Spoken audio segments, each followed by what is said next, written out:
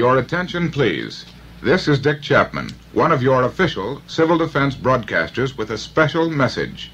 Military authorities have advised us that an enemy attack by air is imminent. This is a red alert. You are advised to go to your nearest shelter area immediately. Find shelter.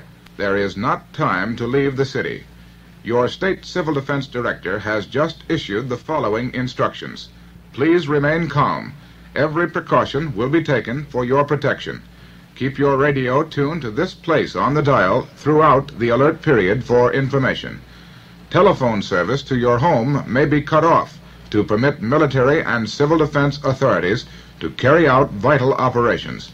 Do not attempt to join your family or your children if they are now separated. They will be cared for where they are. Obey your civil defense warden and find shelter now. Take shelter